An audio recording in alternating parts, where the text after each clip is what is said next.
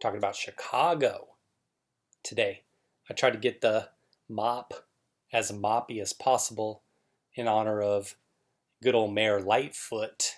You remember her going out there for her hygiene during the pandemic. There was a couple things I wanted to touch on before I get to this article, and I don't doubt a lot of you have seen these pieces of information. So much contradiction. I'm just going to show you these things real quick before we get into this article. This is NBC Chicago. Trump calls Lightfoot Wednesday night to confirm federal aid to Chicago.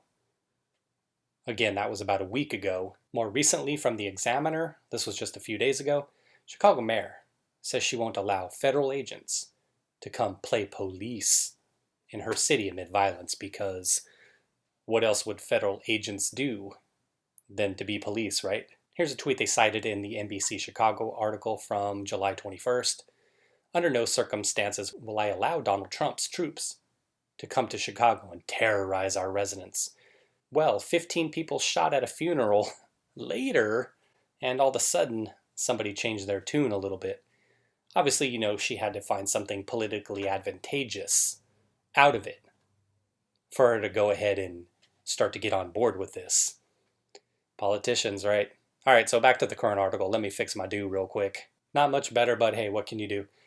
All right, let's go ahead and read this article a little bit. Is there hope? Is she coming towards the center? Do we have some possibility that one of these Democratic mayors could actually get it? Well, let's read the article and find out. Democracy under siege from multiple directions, Lightfoot warns. To those who think I'm referring to President Trump and his brazen corruption and attack on our institutions, I'll save you the suspense. I am.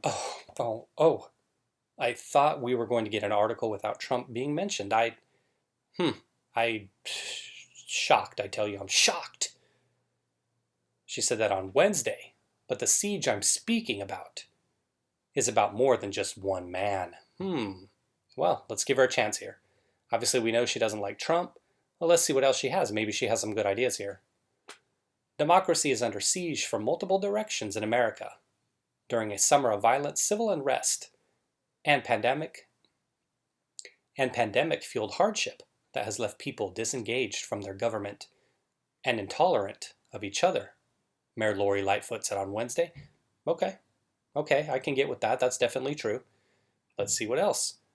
Lightfoot unexpectedly turned the latest in a series of news conferences aimed at encouraging Chicagoans to participate in the 2020 census into a rousing political address that, aides said, was triggered by the extraordinary moment facing Chicago and the nation. The death of fallen hard on communities of color, racial inequalities, racial inequities, we heard that all 50 million times. What else? The death of John Lewis, what does that have to do with anything? The spike in murders and shootings in Chicago and other major cities. Here we go. The hyper-partisan political atmosphere created by, but not limited to, President Donald Trump and his re-election. She just couldn't help herself. All those and more prompted the mayor's political warning. To those who think I'm referring to President Trump and his brazen corruption and attack on our institutions, I'll save the suspense. I am. But the siege I'm speaking about is about more than just one man, even though he is very much a symptom of the cause. Trump's to blame for what's going on in Chicago. Okay, we got it, we know already. Our democracy is under siege because we are losing the engagement democracy demands in alarming ways, Lightfoot said.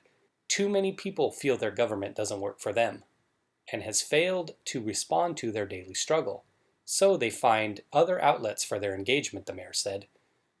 She argued that the same sense of dissatisfaction and disconnection of people from their government spurred the American Revolution and the litany of grievances against King George III. Interesting. The American Revolution. I wonder what she's getting at right there with that reference. Let's read some more and find out. But democracy is also under siege in America because of the disengagement people feel from each other and the political intolerance that has left them unable or unwilling to engage each other in a democratic way, the mayor said. Democracy requires us to engage in a public square where we can debate and find the facts and the arguments to persuade. It requires us all to build coalitions and find common ground, Lightfoot said. Oh, okay.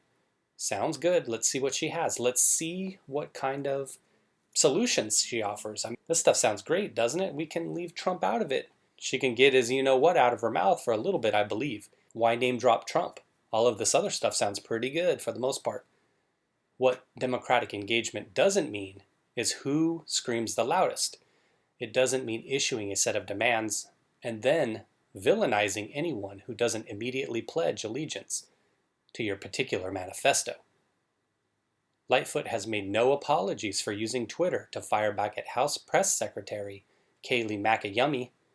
Hey Karen, watch your mouth. Oh, called her a Karen, huh? Okay. After McEnany blamed Lightfoot for the recent spike in Chicago homicides and shootings.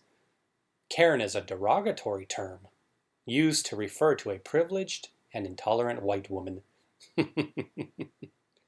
But Wednesday, the mayor bemoaned how social media has widened the political divide in America, created by the 24-hour news cycle and talking heads on cable news, and exacerbated by the more recent racial reckoning. When we limit our means of public engagement and public dialogue to a mere 140 characters, oh, okay, we've heard this many times. Oh, God, I'm trying to stay encouraged here. Behind anonymous monikers or on other forms of social media, we deepen the divides and burn the bridges that lead us to solutions, Lightfoot said. We'll get what we've seen: conspiracy theories, targeted misinformation campaigns, and pure hatred. Let's see if she identifies some of these conspiracy theories and where this hatred is coming from exactly. I'd like to know. As she often does when making a point, Lightfoot argued, our children are watching, and what they need to see is that there is no substitute for direct engagement and actually having a conversation and understanding another point of view and tolerating difference, she said. Make no mistake, this toxic environment is fomented by extremes on the right and the left. Okay, cool. I'm with you here. Neither of which leave room for compromise, which is one of the pillars of democracy, the mayor said. Compromise is not a dirty word. It's not complicity or capitulation. Compromise is the most important tool we have to find common ground. We always need to fight passionately for what we believe in, but we also need to do so in ways that build bridges, to allow for people we disagree with to cross over to us, and us to them. Hear ye, good sir. Oh, well, this is certainly one of those, and you individuals on the right, I think that, let's say that these words come out of Trump's mouth, for instance. Would individuals on the left believe it? Centrist would. Some on the left would, kind of the more moderate types. But there's always going to be those individuals at the extremes, like she mentioned there. Far leftists, for example, that are like, man, this guy's full of it. So I have this feeling that if you are somebody who's kind of a centrist right now, an individual on the right, that you're listening to what she said, if you're familiar with her at all, and the things she said, and you're saying, nah, this chick's full of it. With everything she said here, it's all spoken in generalities. Now, she may go a little bit further on Twitter, or she may follow up on this, because this was just yesterday that she had made these comments, but she may take it a little bit further and get some specifics. Everything sounds pretty decent, right? I think we can move away from the whole Karen thing in terms of mac and yummy. And that was part of the reason why I showed you what I showed you with the articles over the past week. Now, granted, that situation's a little different with federal officers, but it just goes to show that somebody can say anything they want. It sounds great at a news conference. It looks great here on paper. But the reality is, for most politicians, and I know most of you get this regardless of your political ideology, that most politicians, talk is cheap. This to me sounds no different than a speech that somebody would make if they're up for re-election. I don't know if she is. It seemed like she recently got put into office, so I don't think she's up for re-election at this point. This to me here sounds like something a politician would say when they're trying to get re-elected, or even to get elected for the first time.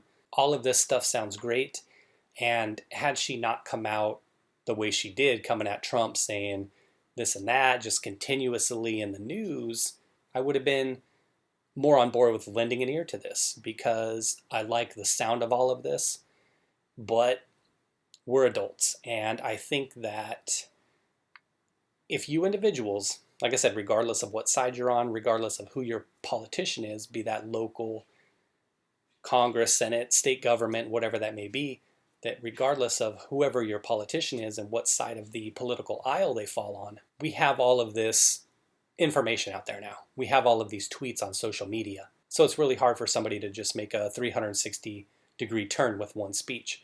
So this is just something I wanted to put out there, just to show you what's being said out there.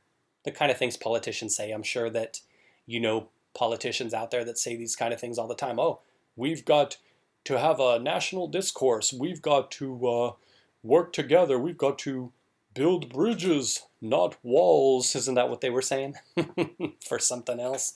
Are you going to be about it? Is that politician really going to be about it? And we'll see what happens. I think the first test here is obviously what happens with the troops in Chicago. Are they getting supported by the local government, the local police, by Mayor Lightfoot herself? That would be a huge first step. So can you imagine if there was a Democratic mayor of a major city that actually said all of these things and then reached out her hand to the current administration, that being the Republican administration under Donald Trump?